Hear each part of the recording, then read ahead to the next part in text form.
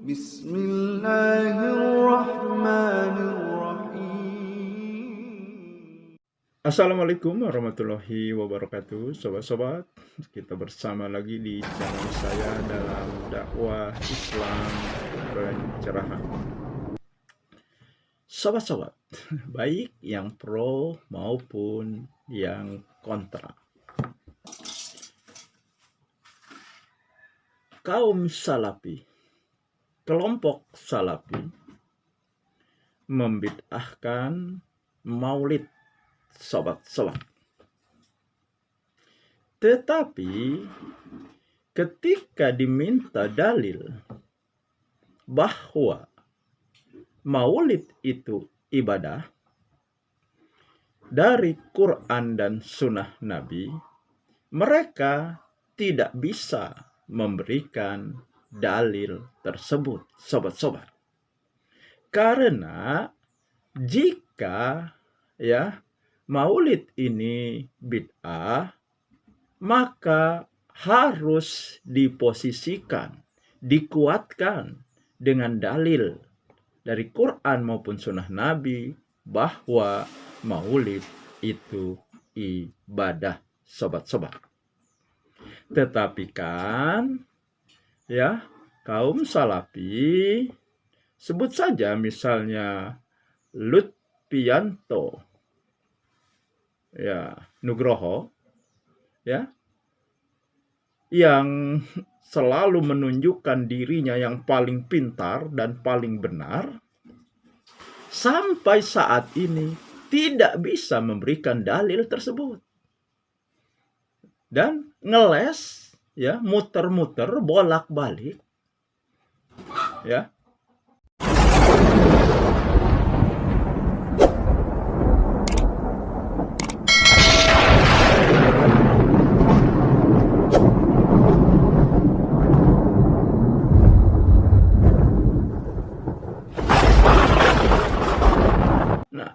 akhirnya mentok argumentasi yang mereka pakai adalah maulid tradisi Syiah.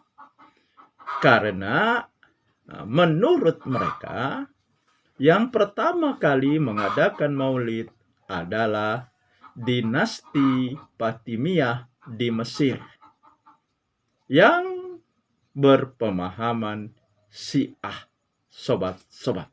Karena mereka tidak mampu, tidak bisa menghadirkan dalil yang qot'i di Al-Quran dan Sunnah Nabi bahwa maulid itu ibadah, akhirnya mereka memakai argumentasi maulid adalah tradisi Syiah, sobat-sobat. Pertanyaannya, benarkah yang pertama kali mengadakan maulid adalah kaum Syiah, sobat-sobat? Ternyata dari beberapa sumber ada 3 asal-usul yang pertama kali memperingati maulid, sobat-sobat. Selain dari kaum Syiah. Ternyata penguasa Irbil dikatakan juga yang pertama kali mengadakan acara maulid. Ketika itu dipimpin oleh Malik Muzaffar. Sultan Salahuddin Al-Ayyubi juga dikatakan sebagai pelopor acara maulid. Artinya tidak benar bahwa yang pertama kali mengadakan maulid adalah kaum Syiah. Paling tidak ini masih diperdebatkan. Artinya ada hilaf. Dan tentu saja karena masih diperdebatkan, karena masih menjadi hilaf, maka argumentasi yang mengatakan kaum Syiah yang pertama kali mengadakan maulid ini menjadi lemah, sobat-sobat. Dan kalau kita mencermati hadis Nabi ketika beliau berpuasa dan ditanya, kenapa beliau puasa di hari Senin? Beliau mengatakan karena di hari Senin adalah kelahiran beliau. Jadi kalau kita mau jujur, ternyata yang pertama kali memperingati hari kelahirannya adalah Nabi Muhammad Sallallahu Alaihi Wasallam sendiri, sobat-sobat. Jadi bisa dikatakan yang pertama kali memperingati maulid adalah Nabi Muhammad Sallallahu Alaihi Wasallam sendiri. Ya artinya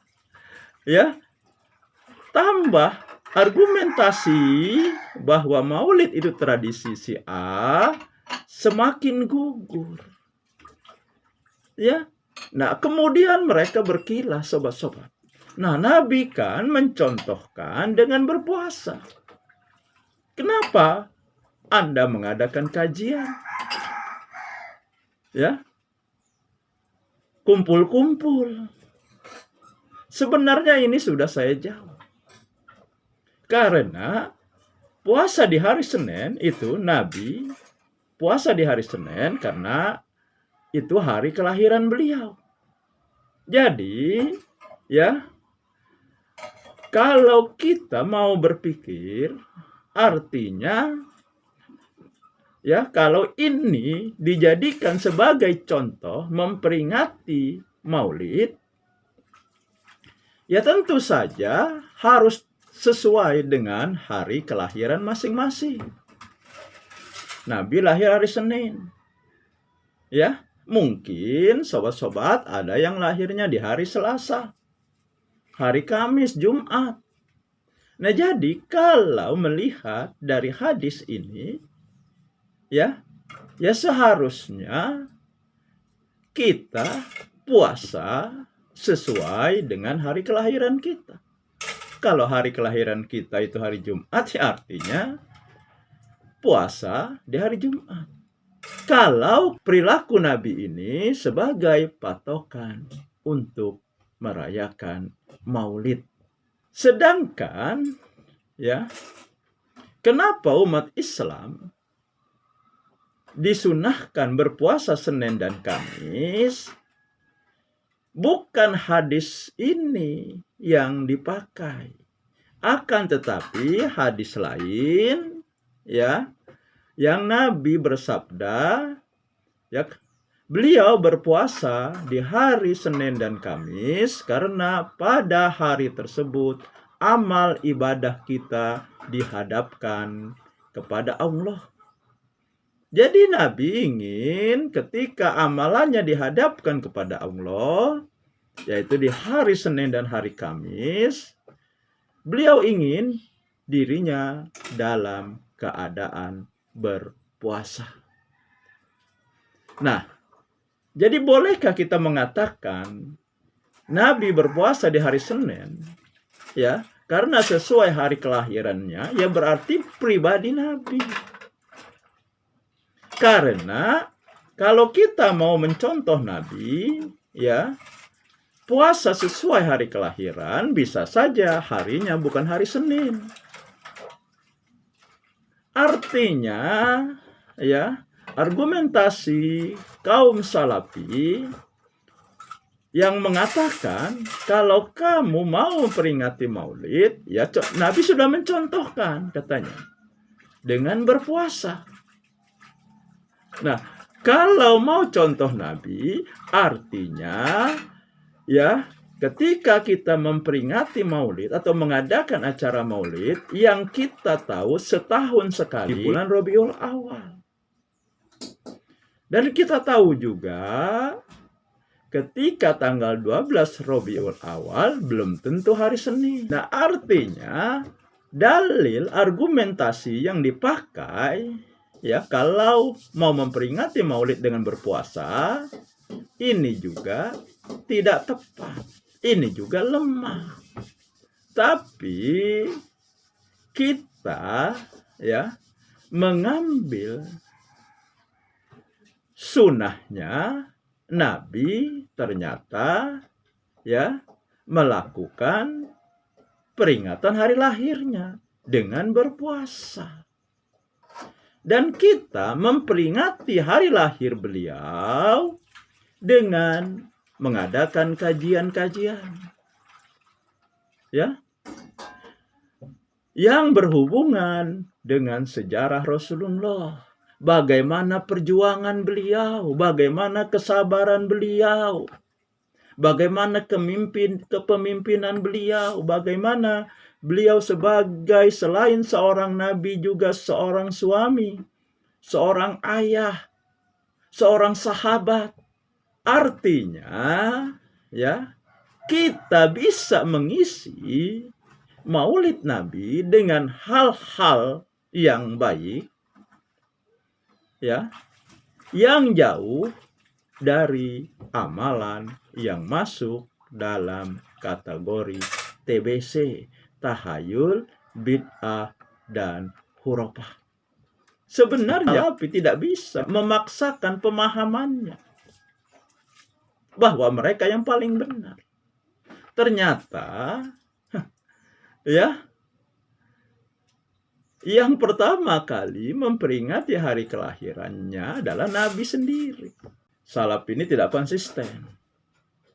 Kan setiap akhir bulan Ramadan, ya, di tarawih yang terakhir, mereka menutup dengan doa khatmil Quran. Ya. Ketika ditanya, ya mana dalilnya? Mereka tidak bisa menjawab. Tetapi mereka hanya menjawab kebiasaan penduduk Madinah. Ya artinya ini kan bukan berasal dari Nabi. Nah jadi sobat-sobat, karena Maulid itu tidak bisa diposisikan sebagai ibadah. Dia tidak bisa dikatakan Maulid ini bid'ah. Dan kalau dikatakan Maulid ini tradisi Syiah, itu juga gugur. Karena bukan hanya kaum Syiah yang dianggap pertama kali mengadakan Maulid.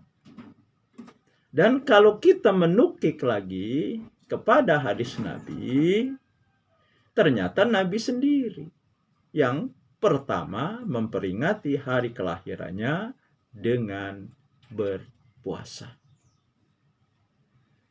Nah, makanya ya tidak ada salahnya kalau Nabi berpuasa karena sesuai dengan hari kelahirannya. Ya kita ya memperingati hari kelahiran beliau dengan mengenang beliau. Dengan mencontoh beliau. Sama seperti apa yang dilakukan oleh Sultan Salahuddin Al-Ayyubi. Ya. Setelah mengadakan peringatan Maulid, kan girah jihad pasukan Islam yang ketika itu sedang menghadapi pasukan Kristen dalam perang salib menjadi bangkit. Berperang lebih bersemangat lagi. Dan kita tahu akhirnya pasukan salib bisa dikalahkan oleh pasukan Islam yang dipimpin oleh Sultan Salahuddin Al-Ayyubi. Saya kira itu saja sobat-sobat yang ingin saya sampaikan. Semoga ini menginspirasi dan mencerahkan. Nasrum minallahi wa fatun qarib. Wassalamualaikum warahmatullahi wabarakatuh.